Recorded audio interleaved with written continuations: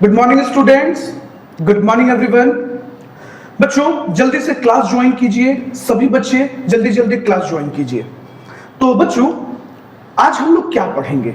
हम लोग अपना लेक्चर पढ़ रहे थे थ्योरी ऑफ डिमांड। आपको याद है मैंने इंट्रोडक्शन क्लास में आपको पढ़ाया, बताया डिमांड क्या है, क्वांटिटी डिमांडेड क्या है, गुड, डिमांड फंक्शन बताया आपको। इसी तरीके से हम लोगों ने धीरे धीरे लॉ ऑफ डिमांड बहुत सारे टॉपिक्स को प्रीवियस क्लासेस में देखा और पढ़ा। आज हम लोग क्या पढ़ेंगे बच्चों? तो आज के क्लास में हम लोग डिस्कशन करेंगे चेंज इन क्वांटिटी डिमांडेड के बारे में। सर आज आप क्या बताइएगा हम लोगों को? तो आज आपको मैं बताऊंगा बच्चों change in quantity demanded. Okay, मतलब सर आप ये कहना चाह रहे हैं कि क्वांटिटी डिमांडेड में भी कोई चेंज होता है क्या? बच्चों आपको याद आ रहा है कि क्वांटिटी डिमांडेड हम किसे कहते हैं?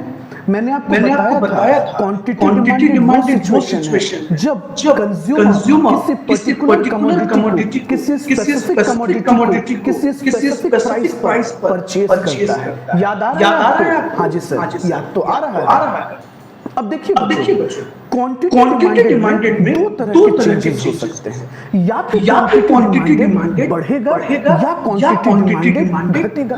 क्वांटिटी डिमांडेड इंक्रीज हो सकता है या डिक्रीज हो सकता है। तो मैं एक बात आपको बताऊं, इंक्रीज इन क्वांटिटी डिमांडेड को इकोनॉमिस्ट लोगों ने नाम दिया एक्सटेंशन। क्या नाम दिया? Extension of demand. किस चीज को? जब क्वांटिटी डिमांडेड इंक्रीज होगा, बढ़ेगा, उसे एक्सटेंशन कहते हैं बच्चों। और जब क्वांटिटी डिमांडेड डिक्रीज होगा my students, then it is considered to be contraction. चलो आप स्क्रीन पर देखते रहो। तो डिक्रीज को हम कॉन्ट्रैक्शन कहते हैं, ठीक है? ये आपके दिमाग में सेट हुआ बच्चों कि जब क्वांटिटी डिमांडेड इंक्रीज होगा उसे एक्सटेंशन कहेंगे, क्वांटिटी डिमांडेड डिक्रीज होगा उसे कॉन्ट्रैक्शन कहेंगे। सर एक बात बताइए, और आपने प्रीवियस क्लास में हम लोगों को बताया भी था कि क्वांटिटी डिमांडेड के लिए सिर्फ क्या रिस्पॉन्सिबल होता है? तो प्राइस। याद आ रहा होगा आपको, मैंने आपको डिमांड फंक्शन बताते समय बताया था बच्चों कि सिर्फ प्राइस रिस्पॉन्सिबल होता है क्वांटिटी डिमांडेड के लिए। ओके, सेट हुआ? अच्छा, जिन बच्चों को याद है वेल गुड, जिन्हें नहीं याद है वो प्लीज ध्यान से सुनिए मेरी बात को। क्वांटिटी डिमांडेड के लिए सिर्फ प्राइस रिस्पॉन्सिबल है। क्या रिस्पॉन्सिबल है? Only price. तो प्राइस के कारण क्वांटिटी डिमांडेड में चेंजेस होता है, ठीक है? सर एक बात और बताइए, ये तो आपने बता दिया कि जो वजह है, जो कॉजेज है, वो क्या है? प्राइस। चलिए अब आगे कंटिन्यू करते हैं। सर ऐसा प्राइस में क्या चेंज होता है? सर प्राइस में ऐसा क्या बदलाव आ जाता है कि एक्सटेंशन हो जाता है? तो बच्चों जैसे ही कीमत कम होती है, price of own commodity, same commodity, उसी प्रोडक्ट, उसी गुड्स, उसी सर्विसेज की जब कीमत कम होगी, जब प्राइस घटेगा, तो क्वांटिटी डिमांडेड बढ़ेगा। उसे हम क्या बोलते हैं? एक्सटेंशन। इसलिए देखिए मैंने यहां पर लिख भी दिया है आपके लिए, caused by decrease in price of same commodity. जब उसी प्रोडक्ट का प्राइस डिक्रीज हो जाता है, घटने लगता है, तो उसे एक्सटेंशन कहते हैं। तो सर कॉन्ट्रैक्शन के लिए भी तो कुछ वजह होगा ना? हाँ बिल्कुल। सर क्या है जरा बताइए हमें। देखिए बच्चों, तो कॉन्ट्रैक्शन के लिए क्या वजह है? तो कॉन्ट्रैक्शन के लिए क्वांटिटी डिमांडेड कब घटेगा? जब प्राइस इंक्रीज होगा। तो हम लोग कह सकते थे caused by increase in price of same commodity. Simple. Hope so clear होगा आपको। यहां तक वीडियो पॉज करके कम से कम आप इतना नोट डाउन कर लीजिए, ये शॉर्ट तरीका है ध्यान रखने का। तो एक बार फिर से बताता हूं बच्चों क्वांटिटी डिमांडेड के चेंज के बारे में। क्वांटिटी डिमांडेड में दो तरह के चेंज होते हैं, या तो क्वांटिटी डिमांडेड इंक्रीज होगा या क्वांटिटी डिमांडेड डिक्रीज होगा। ओके, इंक्रीज जब होता है उसे हम लोग एक्सटेंशन कहते हैं, और जब डिक्रीज होता है तो उसे हम लोग कॉन्ट्रैक्शन कहते हैं। चलो हम स्क्रीन पर मिनिमाइज कर रख दे रहे हैं। ओके बच्चों, क्या बोलते हैं उसे? एक्सटेंशन और कॉन्ट्रैक्शन। एक्सटेंशन कब होगा? जब प्राइस ऑफ कमोडिटी डिक्रीज होगा। कॉन्ट्रैक्शन कब होगा? जब प्राइस इंक्रीज होगा। अब एक्सटेंशन के बारे में इंडिविजुअली और सेपरेटली समझते हैं। बच्चों, इस पूरे एक्सप्लेनेशन से आप एक पॉइंट को ऑब्जर्व कर रहे हो, एक पॉइंट को आपने नोटिस किया, चाहे एक्सटेंशन हो डिमांड का या डिमांड का कॉन्ट्रैक्शन हो, इस दोनों चीजों के लिए सिर्फ प्राइस रिस्पॉन्सिबल है। ध्यान देना, ओनली प्राइस रिस्पॉन्सिबल। प्राइस के वजह से, प्राइस में चेंज की वजह से एक्सटेंशन और कॉन्ट्रैक्शन हो रहा है। ओके, चलो अब एक्सटेंशन आपको समझाते हैं। एक्सटेंशन किसे कहते हैं? सर, अभी तो जस्ट आपने बताया हम लोगों को कि एक्सटेंशन वो सिचुएशन है। एक्सटेंशन, अब जाहिर सी बात है ना बच्चों, आपको एग्जाम में लिखना भी तो होगा। एक्सटेंशन क्या है? तो आप सिंपल लिखना बच्चों कि एक्सटेंशन वो सिचुएशन है जिसमें जब प्राइस ऑफ कमोडिटी डिक्रीज होती है, प्राइस घटती है, तो क्वांटिटी डिमांडेड इंक्रीज हो जाता है।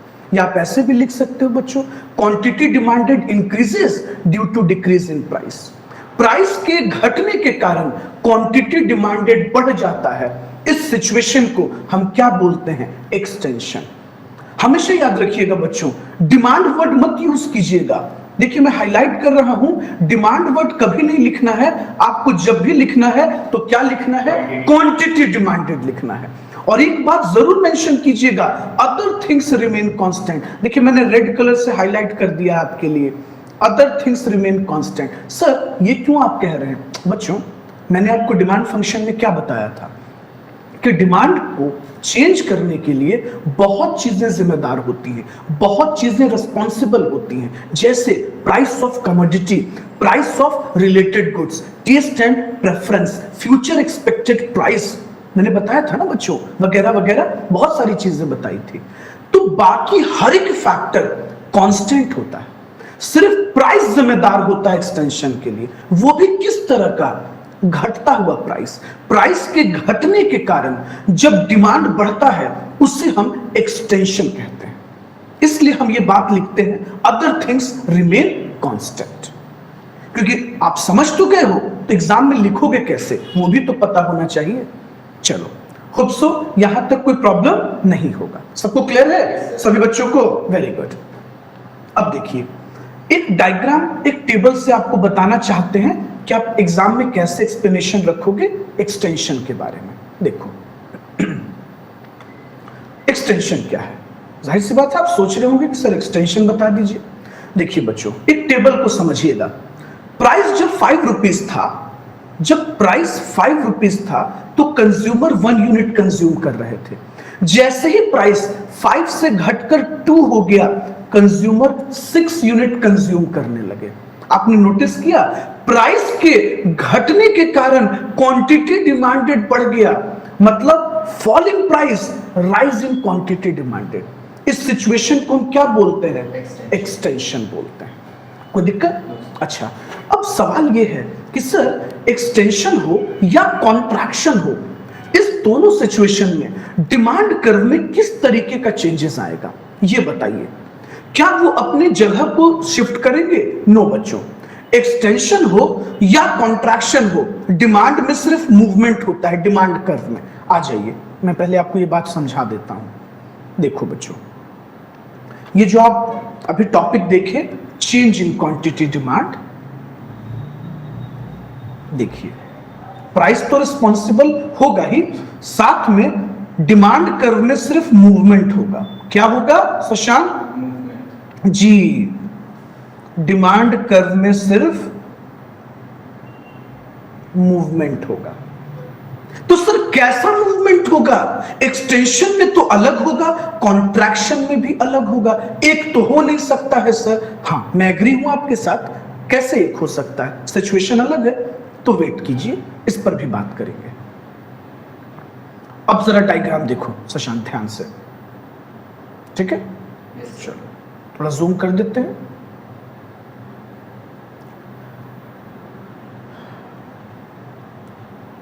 रुको रुको,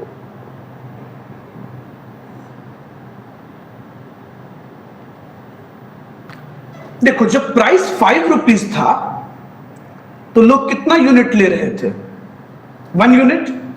जैसे ही प्राइस घटकर 2 रुपीज हुआ, कंज्यूमर लोग कितना यूनिट लेने लगे?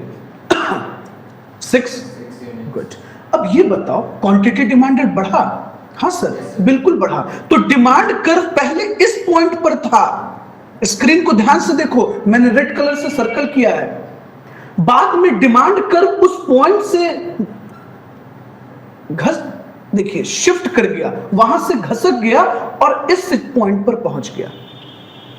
ओके, तो आप नोटिस कर रहे हो डिमांड कर्व में चेंज आया, यानी डिमांड कर्व क्या कर गया? मूव कर गया, यहां से आकर इधर की तरफ। ओके, अब सवाल है कैसा मूवमेंट? देखो downward movement of demand curve, यानी डिमांड कर्व अपने ही कर्व पर नीचे की तरफ शिफ्ट कर गया। इसको हम डाउनवर्ड मूवमेंट कहते हैं। अच्छा, ऑब्जेक्टिव सुनो, एग्जाम में ये आपसे पूछ सकता है कि एक्सटेंशन के केस में डिमांड कर्व में कैसा मूवमेंट आता है, बैकवर्ड या डाउनवर्ड? तो आप क्या जवाब देंगे? डाउनवर्ड। इसको कभी कभी फॉरवर्ड भी हम लोग कह लेते हैं क्योंकि आगे बढ़ रहा होता है। कोई दिक्कत? चलिए, अब इसको नोट डाउन भी करना है तो लिख लीजिए। चलिए, तो इसको बारीकी से एक बार और आपको बताते हैं, मेरी बात को ध्यान से सुनिएगा। जो डिमांड कर्व है वो इस पॉइंट से उठकर इस पॉइंट पर आ गया, यानी वो नीचे की तरफ आ गया, डाउनवर्ड मूवमेंट हो गया। कोई दिक्कत? ठीक है, यहां तक आपने नोट डाउन किया है? अब कॉन्ट्रैक्शन बता देते हैं आपको, है ना? चलिए,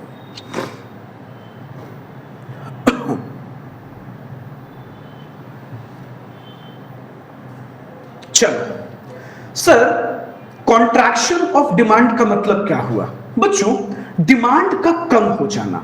एक्चुअली कॉन्ट्रैक्शन का मतलब ही है कि प्राइस के बढ़ने के कारण जब प्राइस इंक्रीज होगा और क्वांटिटी डिमांडेड डिक्रीज होगा। तो देखो हम लोगों ने क्या डिफाइन किया है? हम लोगों ने डिफाइन किया है रेफर्स टू अ सिचुएशन।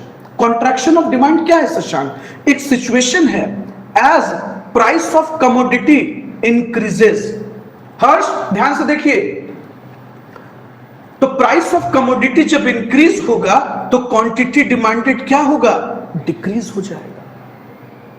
तो प्राइस के बढ़ने के कारण जब क्वांटिटी डिमांडेड घट जाता है उसे हम कॉन्ट्रैक्शन कहते हैं। सिंपल। सर आप ये क्यों लिखते हैं अदर थिंग्स रिमेन कांस्टेंट? ताकि मैं आपको यह समझाने की कोशिश कर रहा हूं कि कॉन्ट्रैक्शन में सिर्फ और सिर्फ एक ही चीज जिम्मेदार है, वो क्या? Only price. तो सर क्या बाकी फैक्टर कांस्टेंट हैं? हाँ, ओके, कोई दिक्कत? अच्छा, क्या क्या कांस्टेंट है Shashank? Other factor remain constant का मतलब प्राइस ऑफ रिलेटेड गुड्स में कोई चेंज नहीं, टेस्ट ऑफ प्रेफरेंस में कोई चेंज नहीं, नंबर ऑफ कंज्यूमर्स में कोई चेंज नहीं, हर चीज कांस्टेंट। क्लियर है? चलिए, अब एक टेबल है, जरा ध्यान से देखना सब लोग। प्राइस कितना है? ₹1। कंज्यूमर कितना क्वांटिटी ले रहे हैं? 5। अच्छी बात है। प्राइस अचानक से ₹1 से ₹3 हो गया, increases from ₹1 to ₹3। Quantity demanded क्या हो गया? घट गया। ऐसा क्यों?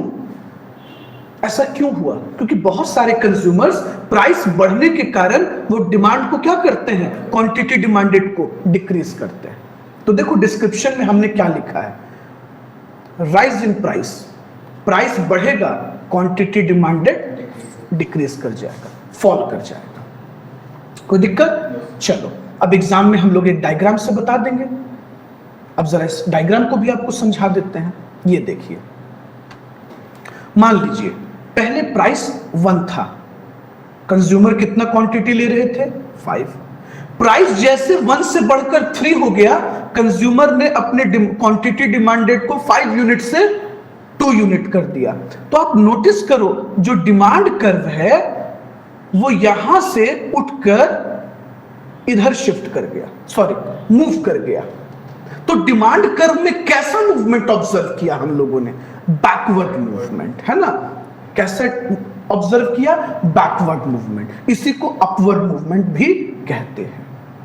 लेकिन हां, हमेशा याद रखिएगा, मूवमेंट वर्ड ही आपको यूज करना है। हम ये कह सकते थे बैकवर्ड मूवमेंट, है ना?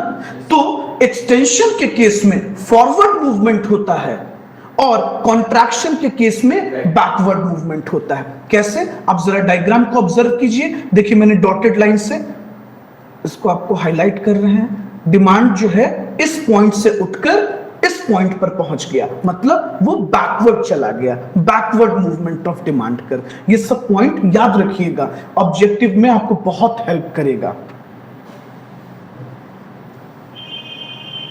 यहां तक बच्चों, होप सो आपको कोई प्रॉब्लम तो नहीं है सभी लोगों को? अगर कोई प्रॉब्लम है तो कमेंट्स में पूछते चले जाइए।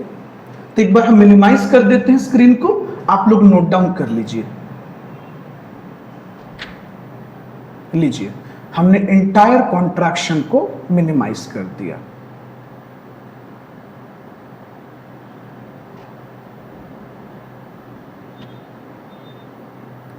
आप लिख लो।